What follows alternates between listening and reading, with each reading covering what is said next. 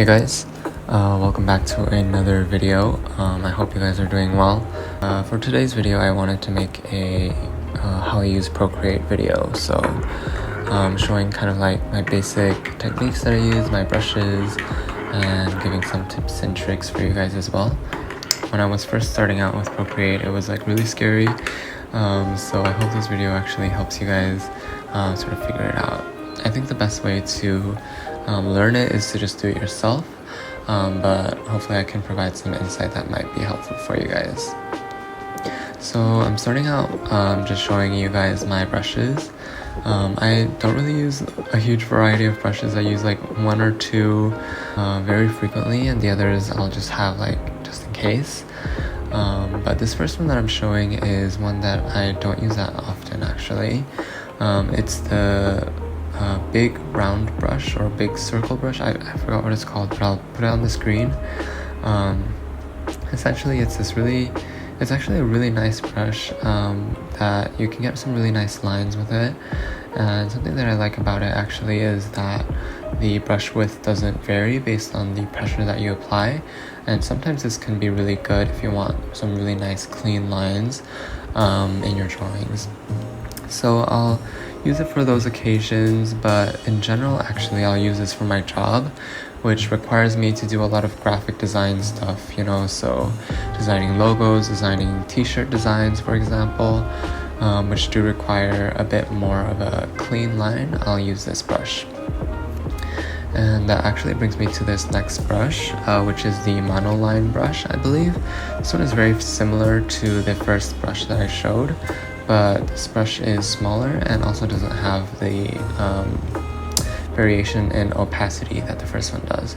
So you'll get even cleaner lines, and the brush kind of like has this effect where it will kind of correct the line for you. So even if your hand is a bit shaky, the line will still come out very straight and smooth, which is nice in some occasions as well. So yeah, this is one that I'll use sometimes, especially for my job as well. Moving on to the next brush, this is the chalk brush. Chalk brush, and I believe this is actually a calligraphy brush, but I just use it for like coloring things in. I've modified the brush tip a bit in the settings just to fit my needs. So I think I've made it like bigger and made the tapering a bit different, but essentially it's a chalk brush enlarged. And I really like the texture that it has, and something you can see right now is that I'm using the eraser to kind of like cut out different shapes. This is something that I'll do quite often because the edge of the chalk brush actually is kind of hard to control and hard to get a clean edge. So something easy to do is just like to fill in the color and then to just basically cut it out with an eraser. So yeah. And actually something I really like about the chalk brush is that, as you can see, it's very versatile. You can get thin lines, thick lines, and you can get quite a bit of variation as well, which you know, is very useful. And then moving on to the next one, this is actually my favorite brush. I think it's the 6B brush, but I've also modified it to be larger, the brush tip. So I basically use this for everything. I think it's a really nice brush. The texture is nice. It's nice to control, you know, it's my go-to brush. I love it. And yeah, like a lot of my drawings I'll just literally just use this one brush. So yeah. And then moving on to the final brush, this is just what I use to sketch. I think I oscillate between using the technical pencil and the Procreate pencil brushes. To me they're pretty similar, so I just use them, and they're not that important. Like I just use them to make this sketch layer, so I'll just use whatever pencil brush to do the sketch. I'm not very particular about that. So yeah, those are my brushes. All of the brushes that I use are actually ones that come with the app. I've made some modifications here and there, but they're just the standard brushes that come with the Procreate app, so I haven't downloaded any extra brushes.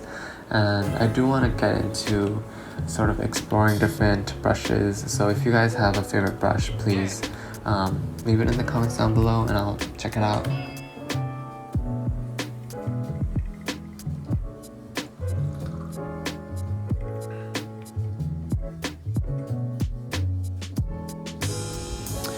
Alright, so now I'm actually going to start drawing. For this drawing, I drew like a picture from a picture that I took a couple of days ago while just walking around.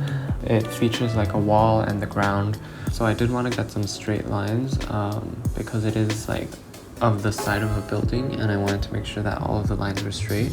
So I started out by making these straight lines, basically by holding down the pencil after drawing the line, just getting a sense of the structure first, and then once I got that sense, I erased the lines where it wasn't really needed anymore. After I got the sketch layer done, I basically just fill in with the colors, and yeah, it's really simple. Like I just make the sketch layer on one layer and then make the additional colors on separate layers. And I don't really have a reason towards, starting new layers, but I try to do different colors or different elements of the picture on different layers so that it's more easily editable later on if I want to change something for one reason or another. But yeah, I'm just gonna let the video play now and I'll sort of see you at the end when I'm almost done.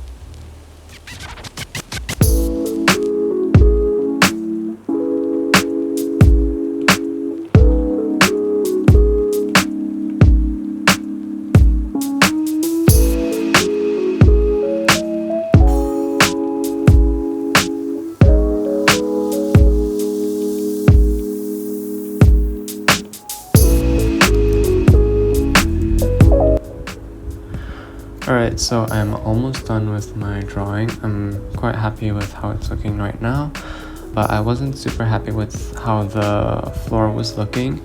So something that's really good about being able to have all of my different elements on different layers is that I can edit the saturation and the hue and the brightness quite selectively, which is why I really like this function. So here you'll see me like kind of playing around with the toggles and seeing what looks good. Usually I'll just intuitively see what looks good to me and I'll go with that. And something that I also like to do is you'll see me like inserting this cardboardy kind of image. Essentially what this is, it's basically I just look up like paper texture or cardboard texture and I'll overlay it on top, and I'll play around with the opacity and the layering style. Essentially what it it adds a bit of texture to the digital painting, because something that I don't really like is that digital paintings feel quite sterile. And once you add this kind of paper texture, it gives it a bit more interest and a bit more, I think, character. So this is also something that I like to do. So that's the end of my drawing. If you have any questions, just leave them in the comments below. I sincerely hope that you learned something, and if you have any tips yourself that you would like to give me, if you saw me doing something really newbie, just like leave it in the comments below, because I'm also definitely not a professional at this. Like, I just started like less than a year ago and I'm just sharing what I've learned personally. So yeah, thanks for watching. I hope you enjoyed, and I'll see you in the next one. Bye.